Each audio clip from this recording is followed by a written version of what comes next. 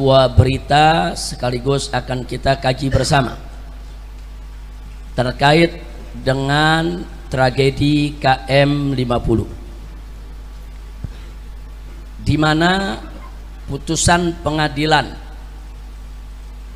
tanda kutip saya beri nama pengadilan dagelan, atas tragedi KM 50, tapi ada keputusan menarik di mana hakim memerintahkan agar mobil 6 syuhada dikembalikan kepada pemiliknya.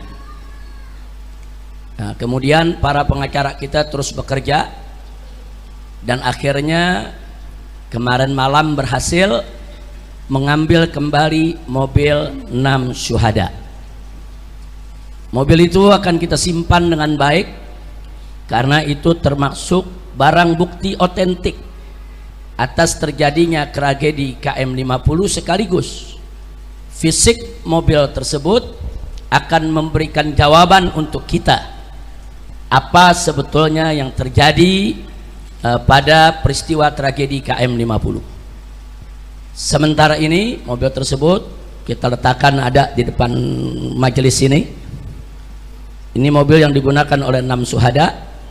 Saudara, mobil ini akan kita simpan dengan baik karena ini barang bukti, tidak boleh kita hilangkan, tidak boleh kita musnahkan.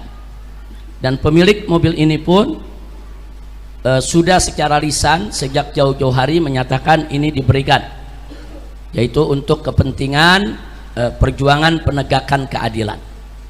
Jadi yang punya mobil ini tidak meminta mobil ini untuk kembali. Nah, karena itu kita amankan terlebih dahulu, nanti kita akan tempatkan di satu tempat untuk terus kita simpan. Sampai kapan? Sampai digelarnya pengadilan HAM untuk menegakkan keadilan bagi para 6 syuhada insya Allah. Nah, di sini saya mau ingatkan firman Allah Subhanahu wa taala dalam Al-Qur'anul Karim, yaitu dalam surat Ibrahim ayat 42. A'udzu billahi minasyaitonir rajim. Bismillahirrahmanirrahim. Wala tahsabannallaha ghafilan amma ya'malu dhalimun. Amma ya'malu dhalimun. Innama yu'akhiruhum liyaumin tashkhasu fihil absar. Sadaqallahul azim. Luar biasa ayat ini, saudara. Masya Allah, tabarakallah. Allah menyatakan walah tahsabanallah, jangan sekali-kali kamu mengira bahwa Allah itu ghafilan, lalai, amma ya'malu zalimun, dari apa yang dilakukan oleh orang-orang zalim. Jadi Allah menyatakan dengan tegas dalam ayat ini, jangan sekali-kali kamu mengira bahwa Allah itu lalai dari apa yang dilakukan oleh orang-orang zalim. Artinya apa? Artinya di sini penegasan Allah tidak lalai. Allah tidak lalai, Allah tidak diam, Allah tidak akan biarkan orang-orang zalim dengan segala kezalimannya, saudara. Selanjutnya Allah ingatkan, innama yuakhiruhum, sesungguhnya Allah tunda mereka. Jadi kezaliman mereka enggak langsung dibalas pada hari itu juga, saudara. Allah tunda pembalasan mereka, saudara. Sampai kapan? Liyaumin, yaitu untuk suatu hari nanti, tashkhasu fihil absar, di mana mata-mata manusia semua akan terbelalak. Maksudnya apa? Maksudnya di hari itu Allah buka segala kenyataan, fakta dan kebenarannya. Sampai nanti orang semua terbelalak, oh begitu zalimnya, oh begitu jahatnya, oh begitu bejatnya, oh begitu bobroknya, ditelanjangi oleh Allah Subhanahu wa taala. Ya, banyak ahli tafsir menafsirkan ayat ini berkaitan dengan pengadilan akhirat, pengadilan Allah di hari akhir nanti, saudara. Tapi jangan lupa, saudara, bahwa pembalasan Allah sering terjadi di dunia sebelum di akhirat. Nah, karena itu saudara nggak usah kaget kalau ada satu peristiwa kezaliman di hari itu Allah belum buka Tapi di hari-hari berikutnya Allah buka satu persatu ya ikhwan. Ini belum di akhirat nih, baru di dunia. Allah buka satu persatu, dan betul begitu dibuka kita terbelalak kaget. Oh begitu, oh ternyata zalim, oh ternyata bejat, oh ternyata bobrok, oh ternyata lebih jahat dari yang kita kira. Subhanallah, sadaqallahul azim. Maha benar Allah dengan segala firman-Nya. Nah maka itu di sini saya mau sampaikan ya ikhwan, mobil 6 syuhada yang hari ini ada di hadapan kita semua, yang hari ini ada di tempat kita ini fisiknya saudara, insya Allah akan kita simpan dengan baik sampai keadilan ditegakkan. Karena saat pengadilan HAM digelar nanti, mobil 6 syuhada ini menjadi bukti penting yang tak terbantahkan, insya Allah. Mobil 6 syuhada ini menjadi bukti penting tentang kebejatan dan kejahatan serta kesadisan geng KM50 yang dipimpin oleh seorang jenderal dan melibatkan Satgasus Polri, saudara. Nah, jadi ini sudah menjadi fakta dan sudah menjadi rahasia umum, semua orang tahu. Alhamdulillah. Nah sekarang mari kita kaji ya, apa urgensi daripada fisik mobil 6 syuhada ini secara hukum. Kita bicara secara hukum. Mobil 6 syuhada ini secara hukum menjadi bukti otentik tentang adanya satu, adanya unlawful killing, yaitu pembunuhan di luar hukum atau pembunuhan tidak sah secara hukum yang dilakukan oleh aparat negara. Jadi kalau ada aparat negara melakukan pembunuhan di luar hukum secara tidak sah, semena-mena, itu disebut unlawful killing. Istilahnya unlawful killing ya ikhwan. Dan unlawful killing itu pelanggaran HAM. Jadi bukan pembunuhan biasa ya ikhwan. Kalau ada warga bunuh warga, ribut berkelahi tentang sesuatu, itu pembunuhan biasa. Tapi kalau aparat negara menggunakan kewenangannya untuk membunuh warga sipil tanpa proses pengadilan yang sah, saudara, ini namanya unlawful killing, dan itu termasuk pelanggaran HAM.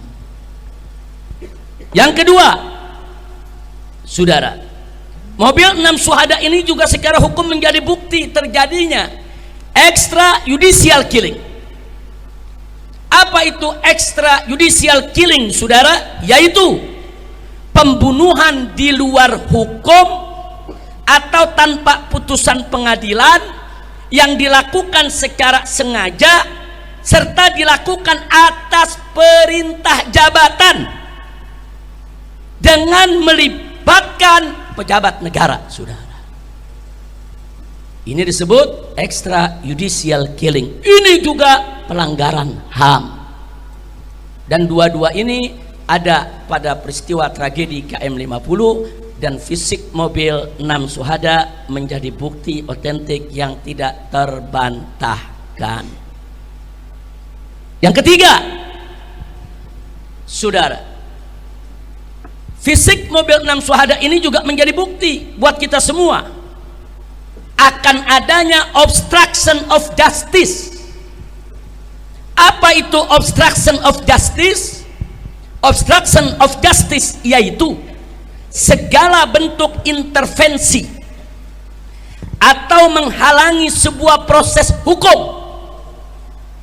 Jadi kalau ada pejabat negara justru menggunakan wewenangnya untuk menghalang-halangi proses hukum, saudara, untuk melakukan intervensi, saudara, untuk menutup kebenaran, merekayasa kejadian, itu namanya obstruction of justice, dan ini juga pelanggaran HAM.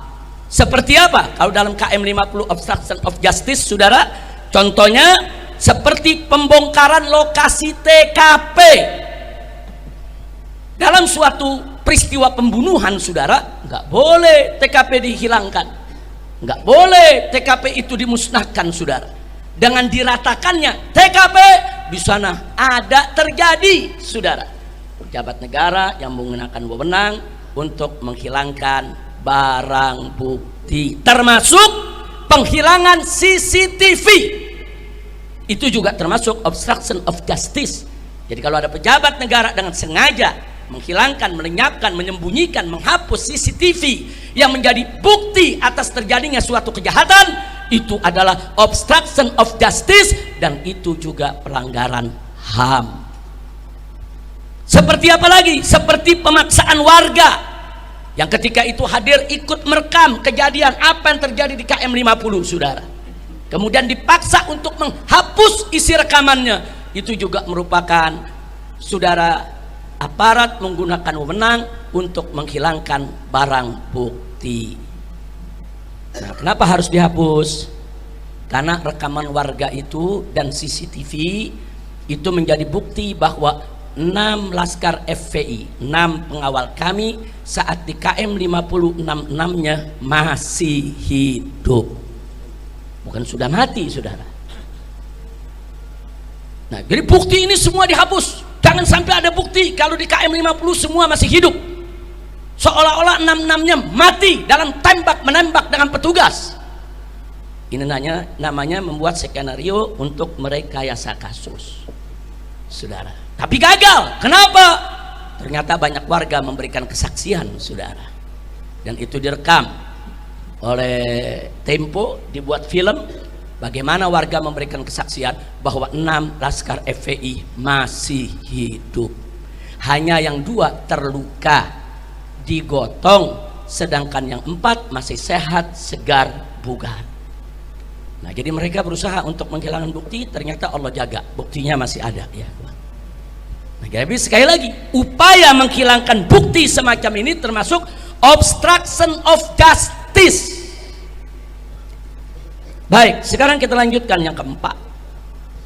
Yang keempat adalah abuse of power. Apa itu abuse of power? Yaitu penyalahgunaan wewenang oleh aparat atau pejabat negara, mulai dari pengintaian dan penguntitan serta penyergapan tanpa izin pengadilan, sampai tindakan pembunuhan dan penghilangan barang bukti. Ini semua, saudara, mulai dari kita katakan unlawful killing, extrajudicial killing, obstruction of justice, ini semua merupakan bentuk daripada abuse of power, penyalahgunaan wewenang. Karena mereka menjadi pejabat negara, saudara, disumpah untuk apa? Untuk melindungi negara, melindungi rakyat, saudara, bukan untuk menculik, membunuh atau membantai mereka, saudara. Ini namanya abuse of power. Nah, sekarang yang kelima, perlu kita ketahui bahwa keempat pelanggaran tadi, baik itu yang pertama unlawful killing, maupun itu yang kedua extrajudicial killing, maupun yang ketiga obstruction of justice, maupun yang keempat abuse of power, saudara, maka ini semua merupakan pelanggaran HAM. Dan bukan sembarang pelanggaran HAM, pelanggaran HAM berat. Kenapa berat? Karena tadi ada 4 norma yang dilanggar yang telah menyebabkan 6 warga sipil tidak bersalah kehilangan nyawa, diperlakukan secara keji, biadab, melanggar hukum, sehingga mereka harus diseret ke pengadilan HAM seluruh geng KM 50 yang terlibat di dalam pembantaian KM 50. Nggak boleh dibawa ke pengadilan biasa, saudara. Makanya kami akan berjuang kepala jadi kaki, kaki jadi kepala. Peristiwa tersebut harus dibawa ke pengadilan HAM. Tidak berhasil di rezim ini akan berganti, insya Allah. Mudah-mudahan kita dapat rezim yang baik, rezim yang akan menegakkan hukum, rezim yang akan memberikan keadilan kepada rakyat. Amin ya rabbal alamin. Tidak dapat kita keadilan di dalam negeri, jangan putus asa. masih bisa kita angkat ke forum-forum luar negeri, saudara. Tidak juga bisa diangkat ke luar negeri. Jangan putus asa. Sampai jumpa di pengadilan akhirat. Allah tidak lalai. Allah tidak lalai. Jadi jelas tadi Allah firmankan apa dalam Al-Quranul Karim? Tegas Allah nyatakan, wala tahsabannallaha ghafilan amma ya'malu zalimun. Jangan kamu kira Allah lalai dari apa-apa yang dilakukan oleh orang-orang zalim. Enggak ya kawan, Allah enggak lalai. Allah enggak lalai. Tapi bagaimana cara Allah membuka mereka sungguh indah. Allah buka satu persatu tanpa kita kira ya kawan. Allah buka satu persatu tanpa kita duga. Bahkan Allah buka satu persatu yang kita sendiri nggak pernah tahu kalau yang bersangkutan pernah terlibat, saudara. Subhanallah. Allah buka dengan satu peristiwa pelanggaran HAM yang lain, yaitu peristiwa Satgasus, saudara, yang mana terjadi yang kita kenal dengan kasus Sambo, saudara. Allah buka semua. Allah buka satu persatu. Siapa yang bisa buka itu kalau bukan Allah ya kawan? Alhamdulillah. Itu bukti kalau Allah tidak diam. Allah tidak lalai. Allah tidak akan biarkan orang-orang zalim itu, saudara, tertawa riang dengan kezalimannya. Nah, jadi kita tunggu saja. Sebentar lagi insya Allah dengan kekuatan doa Anda semua, Allah akan buka habis-habisan itu di dunia sebelum di akhirat. Tentu di akhirat siksa yang Allah siapkan jauh lebih pedih lagi, saudara. Amin ya rabbal alamin. Nah sekarang baik, yang berikutnya yang ingin saya garis bawahi, ada skenario palsu dan gagal terkait KM50. Skenario palsu dan gagal. Skenario yang mana? Yang disampaikan dalam siaran pers KM50 di Polda Metro Jaya, saudara, yaitu pada siang hari kejadian. Kejadian di pagi hari, siang hari ada siaran pers, saudara. Di sana dikatakan bahwa semua mobil berisi 10 laskar FPI setelah pepet-pepetan di jalan turun dari mobil lalu serang petugas dengan aneka senjata tajam dan aneka senjata api, sehingga petugas terpaksa bela diri dengan menembak mati 6 laskar FPI, sedang yang 4 melarikan diri. Ini versi polisi. Ini kata polisi. Kapan bicara begitu? Ya di siaran pers, kan di YouTube tersebar ya. Silakan aja kita setel lagi, kita buka. Bukan fitnah, bukan hoax, bukan berita bohong, bukan. Silakan, ada semua, saudara. Jadi skenarionya, jadi mobil FPI ini pepet-pepetan dengan mobil petugas, kemudian berhenti, ada 10 orang turun pakai senjata menyerang petugas. Nah, karena petugas mau diserang, maka petugas kan boleh bela diri. Maka petugas langsung keluarkan senjata, menembak mati 6 laskar, dan yang 4 melarikan diri. Kata polisi. Kira-kira jelas ya? Nah, ternyata siaran pers tersebut, saudara, bohong. Sebar hoax, sebar fitnah. Kenapa? Satu, sebab bahwa mobil 6 syuhada yang ada depan kita saat ini, saudara, berisi hanya 6 orang laskar, bukan 10 orang laskar. Jadi hanya berisi supir dengan 1 orang di sampingnya, duduk 2 laskar di tengah, dan duduk 2 laskar lagi di belakang.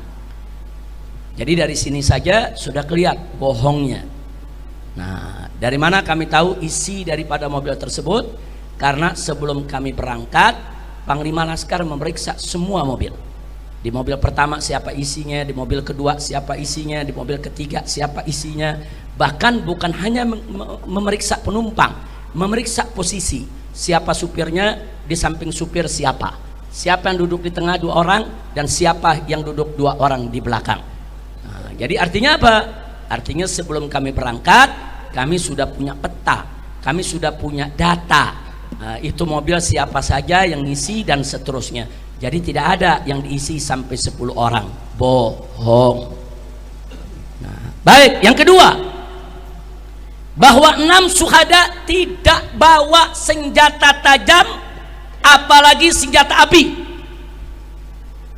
Adapun aneka senjata tajam dan senjata api yang dipamerkan saat siaran pers KM50 di Polda Metro Jaya hanya berdasarkan kesaksian tunggal sepihak dari polisi, itu pun tanpa uji balistik senjata api, saudara. Senjata api itu mestinya kalau manusia tuh ada forensiknya, saudara. Senjata api juga ada namanya uji balistik.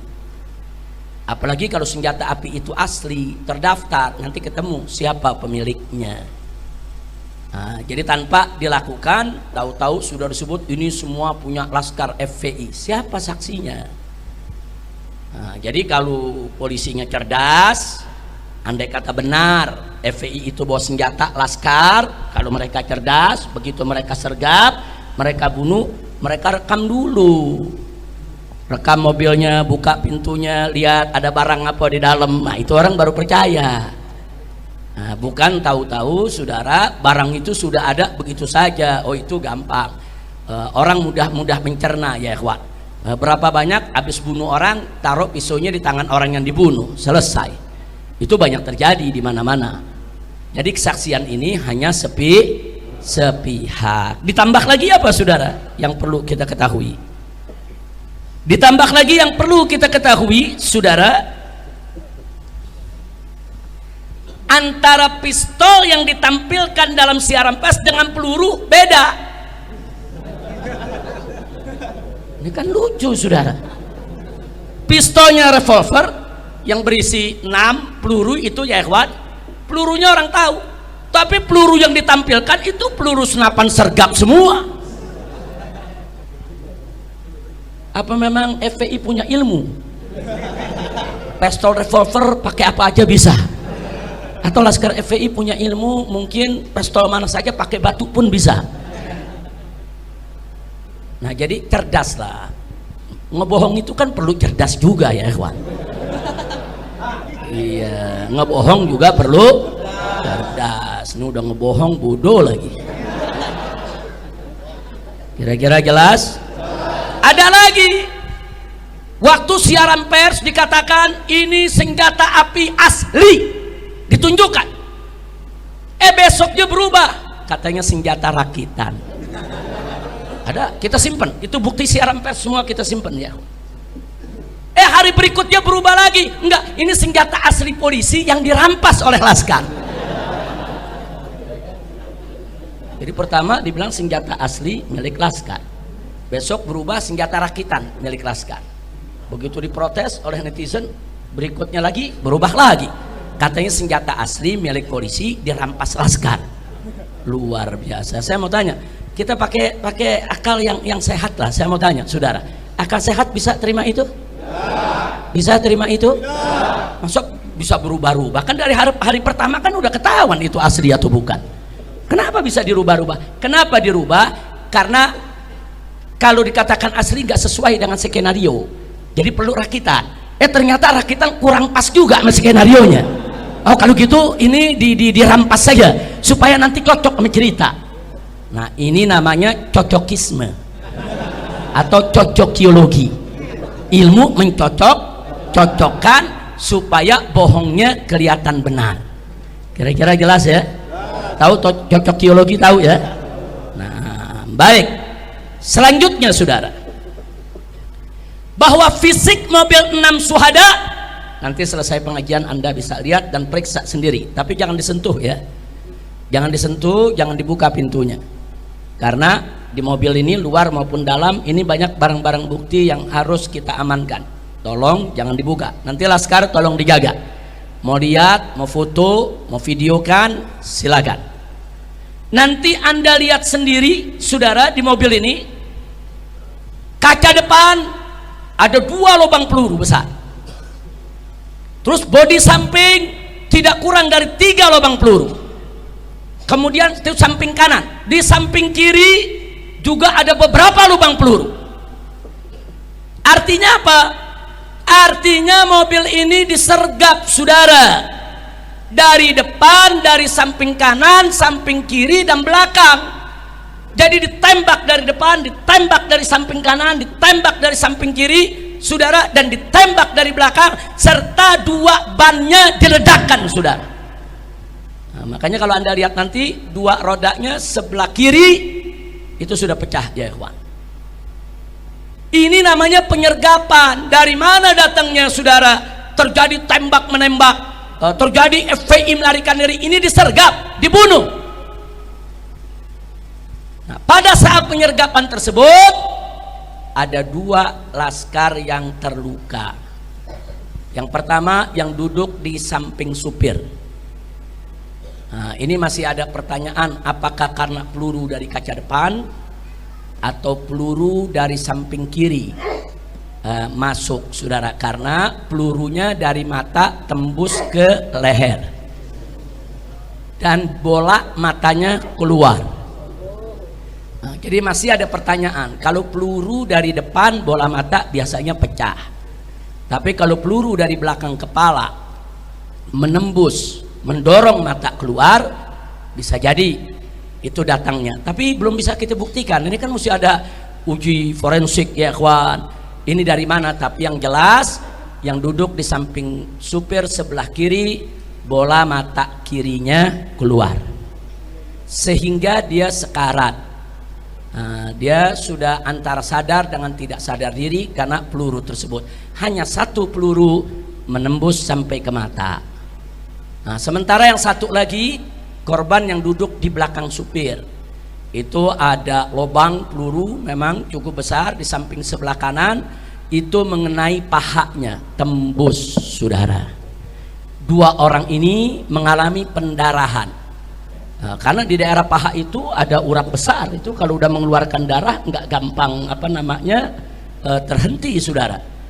Jadi kedua korban ini dibawa ke KM 50 masih hidup dalam keadaan terluka dan darah terus keluar tanpa dihentikan. Nah, itu yang perlu kita tahu, ya ikhwan. Nah, jadi artinya ini sergapan. Jangan bilang nanti laskar yang nyerang. Laskar tidak nyerang, saudara. Baik, kita lanjutkan, saudara. Bahwa warga KM 50 menyaksikan sendiri bahwasanya 6 syuhada saat dibawa ke KM 50 semuanya masih hidup dengan kondisi yang 2 terluka dan yang 4 sehat, segar, bugar. Jadi yang 4 diturunkan dari mobil, disuruh tiarap di aspal. Yang 1, saudara, yang sekarat duduk di samping supir itu tidak diturunkan dulu. Begitu juga yang kena pahanya itu tidak diturunkan dulu. Hanya 4 dulu yang diturunkan. Nah, mereka sedang apa? Menunggu datangnya mobil Land Cruiser hitam sebagai komandan mereka. Jadi mereka menunggu beberapa waktu. Ada yang bilang 15 menit, ada yang bilang 20 menit, ada yang bilang 30 menit. Artinya 2 orang yang luka di mobil selama waktu tersebut terus mengeluarkan darah tanpa dihentikan.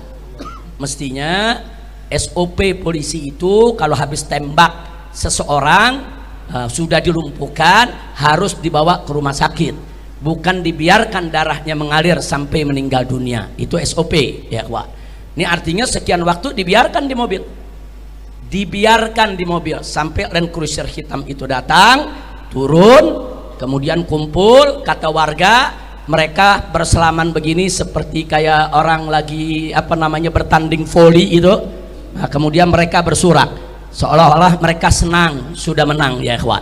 Nah, dari situ si komandan memberikan arahan, baru yang di mobil 2 digotong dipindahkan ke mobil lain. Dan yang 4 juga dimasukkan ke mobil yang lain, saudara. Artinya garis bawahi, 6-6-nya masih hidup saat ada di KM 50, saudara. Baik, kita lanjutkan, saudara. Nah, Jadi jangan bilang Laskar melakukan perlawanan, ada tembak menembak, sampai ada yang mati 6 orang, 4 lari. Bohong. Baik, saya lanjutkan saudara. Bahwa skenario siaran pers KM50 yang digelar di Polda Metro Jaya berbeda dengan skenario rekonstruksi. Nah, ternyata begitu direkonstruksi nggak sesuai dengan isi siaran pers, dan berbeda juga dengan skenario sidang. Waktu sidang dagelan lain lagi ceritanya saudara. Polisi yang dijadikan saksi. Nah, di mana menurut sidang saudara, menurut polisi pelaku katanya di sidang saudara, bahwa 2 laskar FPI yang terluka meninggal saat dilarikan rumah sakit akibat kehabisan darah. Itu katanya. Katanya. Kemudian sedang 4 laskar FPI lainnya mati ditembak oleh petugas karena melakukan perlawanan di dalam mobil petugas, sehingga terpaksa 4-empatnya ditembak mati. Nah, ini menarik, ini skenario nih. Dari skenario saudara yang disampaikan tadi dalam siaran pers sampai skenario terakhir. Nah, mari kita kaji masing-masing skenario. Yang pertama saya sebut skenario aneh. Nah, anehnya di mana? Mari kita lihat saudara. 2 laskar terluka, yang satu tertembak di mata, sedang yang satunya lagi tertembak di paha. Ini yang 2 nih yang meninggal dunia, yang katanya kehabisan darah saudara. Tapi anehnya saat kita memeriksa jenazahnya, kan jenazahnya dibawa ke Petamburan, kan jenazahnya dimandikan di sini saudara. Ternyata 2 yang luka tadi, yang matanya keluar dengan yang pahanya tertembak mengeluarkan banyak darah, ternyata juga mengalami luka tembak yang sama. 2 tembakan lagi, 1 tembakan dekat jantung dan 1 tembakan di paru-paru saudara. Dari mana ini peluru? Katanya mati kehabisan darah. Kalau betul dia luka kemudian dibawa ke rumah sakit mati kehabisan darah, nggak ada lagi dong peluru di jantung, nggak ada lagi dong peluru di paru-paru. Ini peluru di jantung dan di paru-paru dari mana datangnya?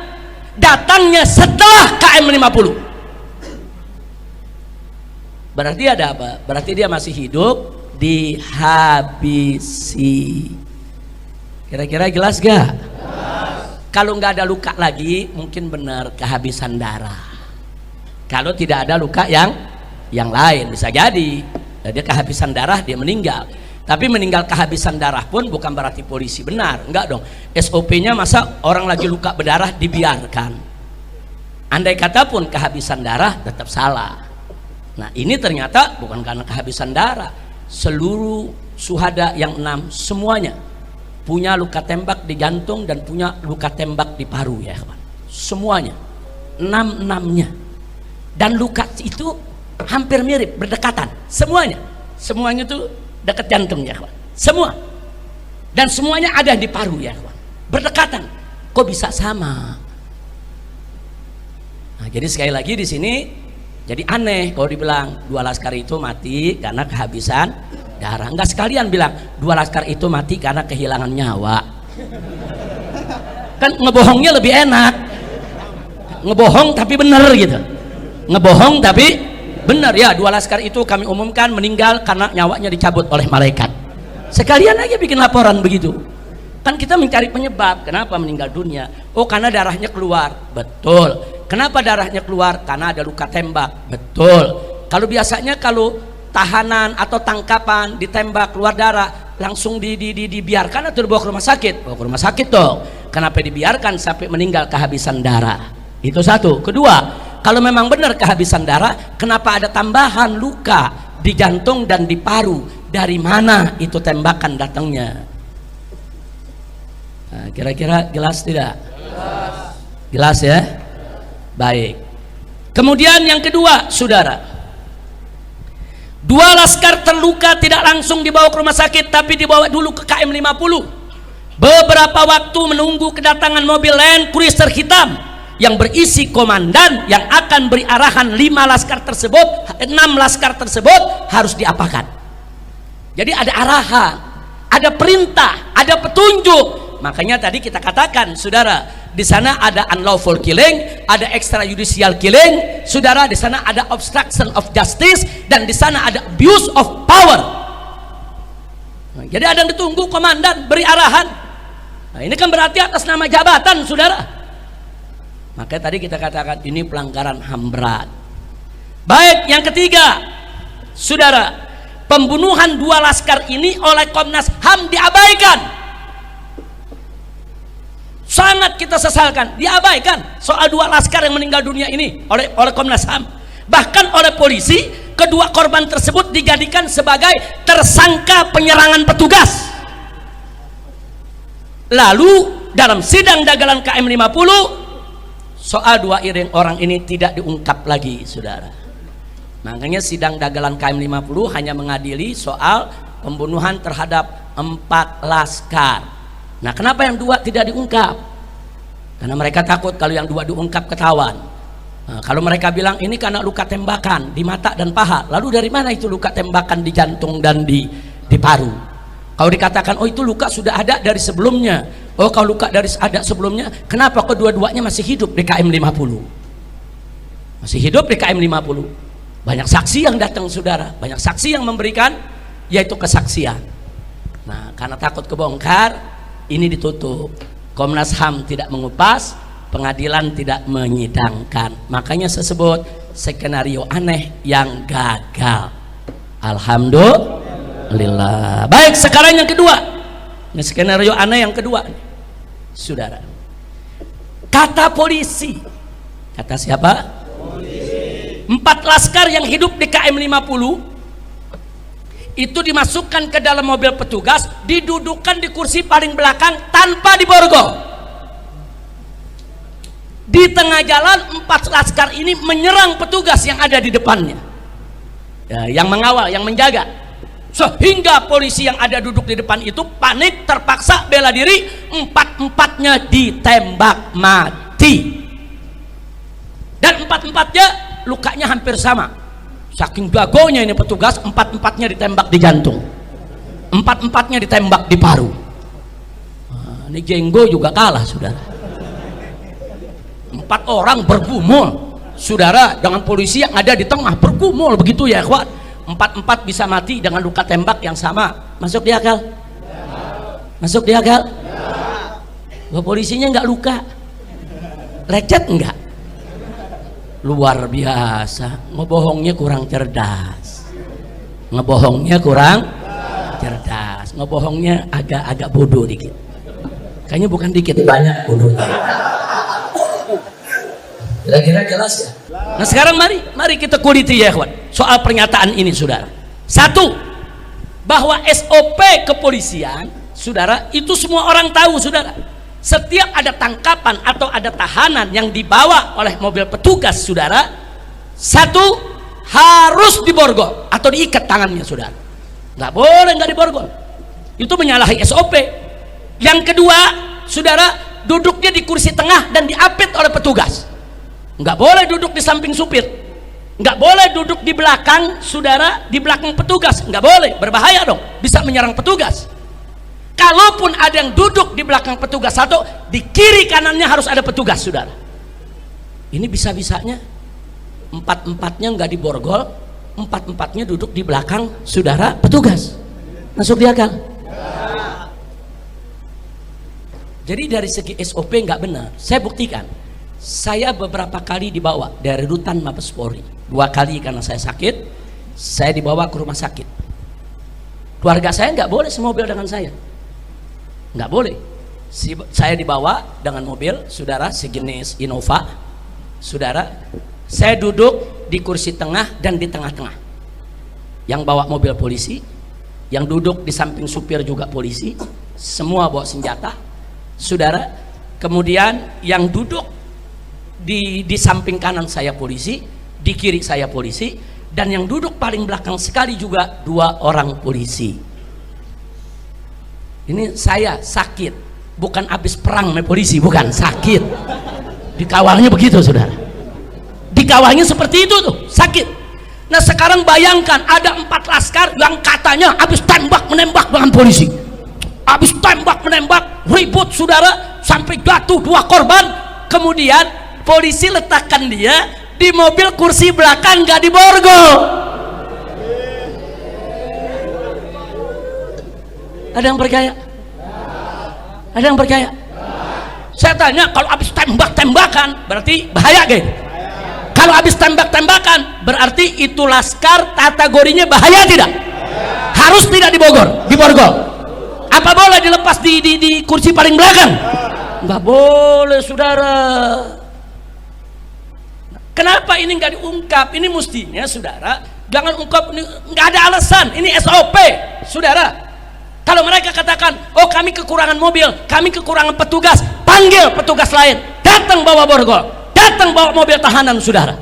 SOP. Yang sakit bawa ke rumah sakit, yang luka bawa ke rumah sakit untuk diobati. 4 sehat, segar, bugar, harus diborgol dan harus saudara dimasukkan ke mobil, tidak boleh duduk paling belakang.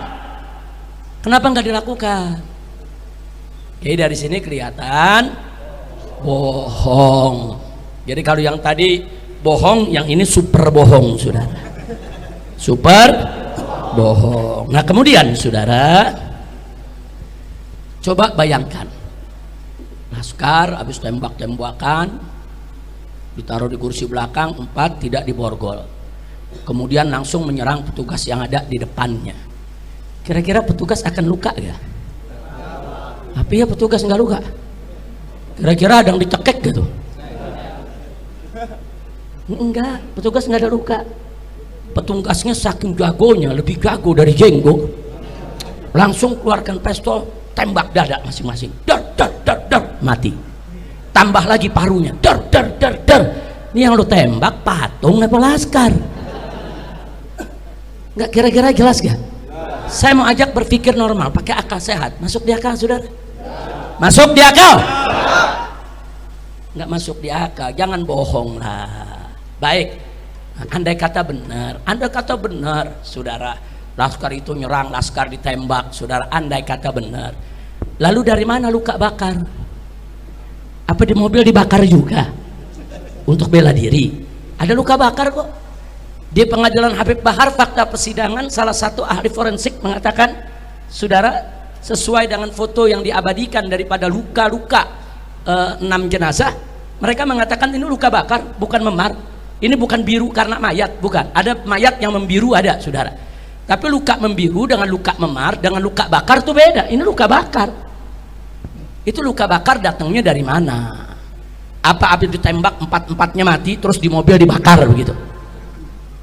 Nah, jadi kita mau tahu, ini semua mesti dijelaskan. Kira-kira jelas tidak? Paham tidak? Yakin?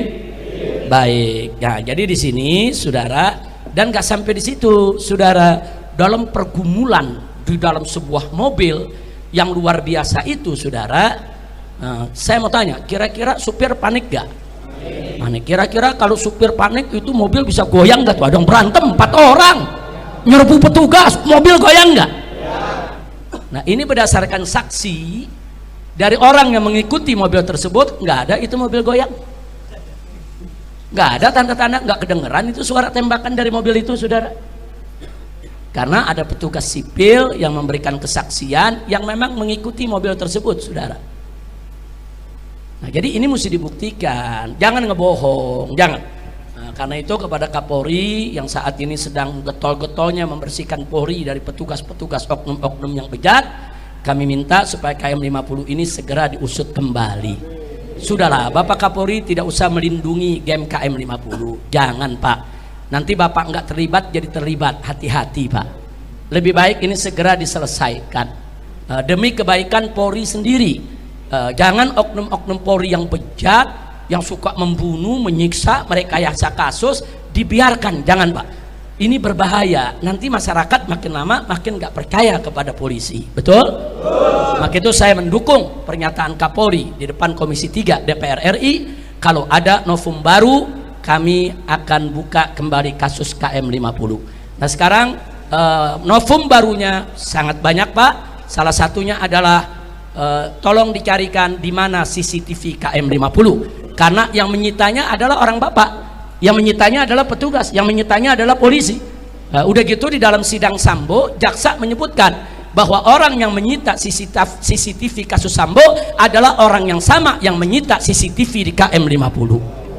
Nah, kami minta kepada Bapak Kapolri, pernyataan keterangan dari jaksa penuntut umum Sambo itu dijadikan sebagai masukan, sebagai modal. Digali terus, periksa itu semua geng KM50, cari itu CCTV-nya ada di mana, karena CC tersebut akan mengungkap bahwa Laskar masih hidup di KM50, akan mengungkap bahwa mobil polisi yang hadir di KM50 tidak ada satupun yang rusak ataupun tergores, nggak ada. Justru yang rusak di KM50 mobil 6 Suhada, nggak ada mobil polisi yang rusak saudara. Karena kalau ada tembak menembak, tubruk-tubrukan mobil saudara, mobil polisi rusak juga dong. Nggak ada saudara. CCTV itu kunci, tolong dicari Pak, tolong dicari, selidiki Pak, CCTV itu di mana, agar kami ini tidak suudzon kepada semua polisi. Karena masih banyak polisi yang baik Pak, masih banyak jenderal yang baik Pak. Jangan sampai kami curiga kepada semua polisi. Cari itu CCTV KM50, buka di depan publik, depan masyarakat. Di sana akan kelihatan siapa itu isi daripada mobil Land Cruiser hitam, siapa itu komandan yang memberikan arahan, dan itu menjadi bukti bahwa 6 Laskar masih hidup. Dan CCTV itu nggak sampai di situ. Saat Laskar keluar dari pintu tol Kerawang Timur, itu terekam CCTV. Saat Laskar ditembaki depan hotel Novotel, saudara, itu juga ada CCTV di hotel tersebut. Itu juga tolong CCTV-nya diamankan. Begitu juga saat mobil dipaksa masuk kembali ke pintu tol Kerawang Barat, di situ juga ada CCTV. Bagaimana kondisi mobil saat masuk? Apakah bannya sudah pecah atau belum? Apakah sudah terluka atau belum? Sehingga jelas di mana tembakan itu terjadi. Dan sepanjang tol semua ada CCTV-nya. Dan di CCTV itu terlihat siapa saja petugas saudara yang hadir di KM50.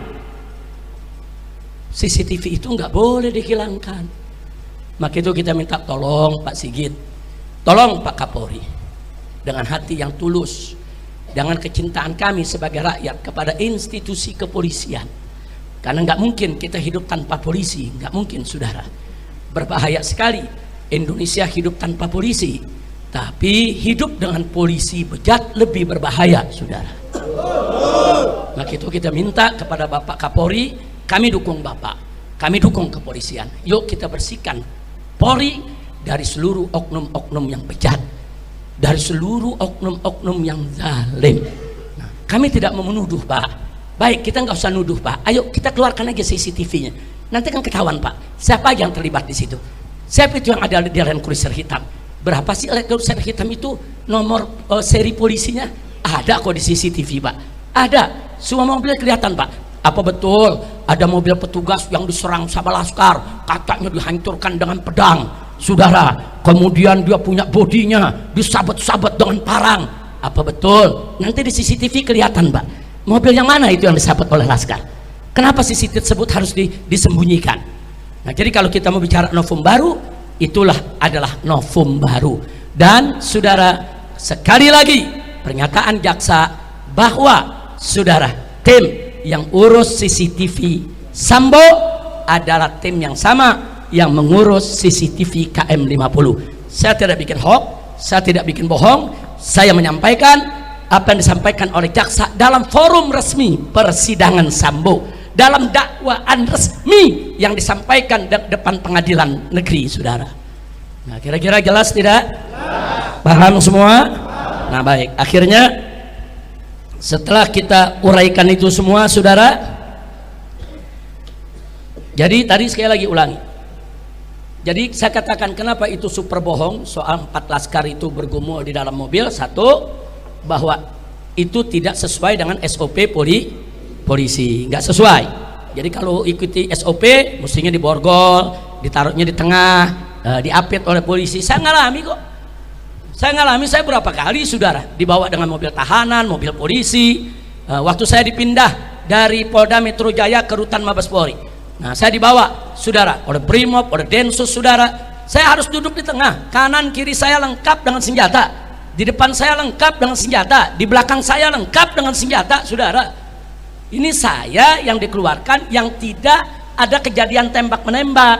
Apalagi laskar yang katanya ada tembak menembak, berarti tahanan berbahaya dong. Kalau tahanan berbahaya ya borgol dong. Nah, bukan hanya diborgol, letakkan di tengah, diapit dong. Kalau nanti dia membunuh orang bagaimana? Kalau di tengah jalan lari bagaimana? Nah, jadi saya bandingkan dengan diri saya sendiri. Saya sendiri juga diperlakukan diapit kok. Enggak boleh. Saya waktu dibawa dari Rutan Salemba ke ke Lapas Cipinang dikawal begitu saudara. Waktu saya dibawa ke rumah sakit dikawal, waktu saya mau dilepas dibawa dulu ke Bapas dikawal seperti itu kok. Itu SOP-nya. Nah, walaupun mereka Habib, maaf ini Habib ya, keluarga Habib nggak boleh duduk di sini. Ini semua petugas, Habib duduk di tengah ya.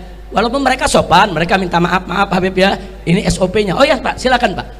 Silakan. Kalau saya mau diborgol, saya mau duduk di tengah nggak apa-apa. Silakan Anda jalankan SOP Anda. Waktu saya dipindah dari Rutan Polda Metro berangkat ke Rutan Mabes Polri, tangan saya diikat kok. Padahal yang awal puluhan saudara, yang awal puluhan tetap diikat saudara, karena itu SOP. Saya ikuti, ayo SOP. Walaupun koruptor banyak yang nggak diborgol. Ya tapi SOP saya ikutin, koruptor nggak mengikutin, saya nggak mengikutin koruptor. Kira-kira jelas gak? Jadi ini yang perlu diselesaikan. Nah kemudian yang berikutnya yang kedua, bahwa 4 laskar FPI yang dibunuh punya luka tembak yang hampir sama, yaitu dekat jantung dan paru. Mana mungkin jika terjadi pergumulan antara 4 laskar FPI dengan petugas dalam mobil petugas, lalu luka tembak ke-4 laskar tersebut kok bisa hampir sama? Hampir sama, ada luka tembak di dekat jantung sama di paru, semua 6 jenazah sama saudara. Nah kemudian yang ketiga, bahwa di sebagian tubuh 6 laskar FPI ada luka memar dan luka bakar. Apa luka itu juga dilakukan terpaksa oleh petugas untuk bela diri di dalam mobil? Apa betul luka-luka itu menunjukkan ada penyiksaan? Luka tadi merupakan indikasi ada penyiksaan saudara. Nah kita mau tahu saudara, ya mereka ini disiksanya kapan? Sebelum melawan, saat melawan, atau disiksanya setelah jadi mayat? Nah, mesti dijelasin dong. Nah jadi jangan ada kebohongan. Mudah-mudahan kita doakan agar Kapolri kita tidak melindungi oknum bejat di Polri. Kita doakan agar Mabes Polri tidak lagi memberikan perlindungan kepada geng KM50. Kita minta supaya KM50 diungkit kembali, diusut kembali, dan kita minta kepada Bapak Kapolri untuk membentuk tim khusus mencari CCTV KM50, karena itu merupakan kotak Pandora saudara. Begitu itu dibuka, semua jelas. Apa betul laskar melawan? Apa betul laskar bawa senjata? Apa betul laskar menyerang mobil aparat? Atau sebaliknya, semua akan terungkap begitu CCTV tersebut dibuka. Dan Komnas HAM sendiri dalam laporannya menyatakan bahwa CCTV KM50 disita oleh polisi dan tidak diberikan ke Komnas HAM saudara. Nah sementara jaksa di pengadilan Sambo juga mengatakan tim yang menyita daripada CCTV KM50 sama dengan tim yang menyita CCTV kasus Sambo. Artinya apa? Benang merahnya jelas, petunjuknya jelas, indikasinya jelas. Ya tinggal Bapak Kapolri membentuk tim untuk mengusut sampai tuntas melalui CCTV tersebut. Insya Allah kalau ini dilakukan oleh kepolisian, kepercayaan masyarakat terhadap polisi akan bangkit kembali. Betul? Betul? Saya mau tanya, kalau polisinya baik, menegakkan hukum, bertanggung jawab, dukung tidak? Dukung tidak? Dukung Polri tidak? Takbir! Tapi kalau Polrinya melindungi oknum-oknum bejat yang terlibat narkoba, yang terlibat judi, yang terlibat pembunuhan, penyiksaan, saya mau tanya, suka atau tidak? Suka atau tidak? Senang atau benci? Percaya atau tidak dengan Polri? Takbir! Nah, ini yang saya mau sampaikan pada pertemuan kita hari ini saudara. Saya mohon maaf kalau waktunya cukup banyak saya ambil pada kesempatan ini. Akhirnya sebagai penutup, saya ingatkan lagi, Allah tidak lalai. Allah tidak lalai. Satu persatu personil aparat kepolisian yang terlibat KM 50 terungkap lewat kasus Sambo. Ternyata banyak anggota Satgas Sambo terlibat dalam tragedi KM 50. Nah, di antaranya yang terlibat, yang kemarin baru dipecat dari kepolisian, yaitu yang bernama Hendra, saudara. Irjen Hendra, ya dia sudah naik jadi Irjen. Hendra, saudara, dia ikut siaran pers KM 50 di Polda Metro Jaya. Nah, ternyata saudara dia terlibat dalam kasus Sambo, dan dia terlibat juga, saudara, yaitu pada saat siaran pers KM 50. Nah, saat ini sudah dipecat dari kepolisian. Alhamdulillah. Mudah-mudahan kasusnya tetap berjalan di persidangan agar mendapatkan hukum yang setimpal. Amin. Amin ya rabbal alamin. Nah, karena itu harapan kita semua, semoga KM 50 segera dibuka kembali melalui novum baru agar CCTV KM 50 ditemukan. Selama CCTV KM 50 tidak dibuka kepada publik, selama itu pula masyarakat tidak akan pernah percaya kepada institusi kepolisian. Betul? Betul? Betul? Dan ingat, kasus ini tidak selesai sampai di sini. Jangan lupa, rezim itu bisa berganti. Hari ini berkuasa, besok bisa lemah. Pada saat rezim ini berganti dengan pemimpin yang baik, yang jujur, yang amanat, yang mau menegakkan hukum, maka semua akan lebih, yaitu akan lebih banyak lagi yang bisa dibuktikan akan kebobrokan kebejatan para pelaku. Nah, sebelum saat itu datang, lebih baik saat ini kita selesaikan secara bersama-sama. Nah, jadi mana yang betul-betul kesalahannya berat, hukum yang berat.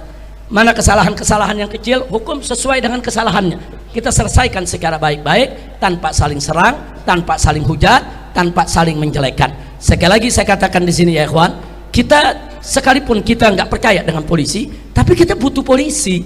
Nggak mungkin negara tanpa polisi, nggak mungkin, saudara. Berbahaya sekali negara tanpa polisi. Tapi kalau oknum polisi yang bejat dibiarkan, ya lebih berbahaya. Mereka bisa berbuat jahat dengan seragam, mereka bisa berbuat jahat atas nama hukum. Itu lebih membahayakan masyarakat ketimbang nggak ada polisi. Nggak ada polisi bahaya, ada polisi jahat lebih berbahaya. Nah, maka itu kita menginginkan Polri kita bagus, Polri kita baik, Polri kita dicintai masyarakat, Polri kita ini profesional, Polri kita ini bersih, amanat, jujur, insya Allah. Nah, itu yang bisa saya sampaikan. Mudah-mudahan insya Allah barakah buat kita semua. Amin ya rabbal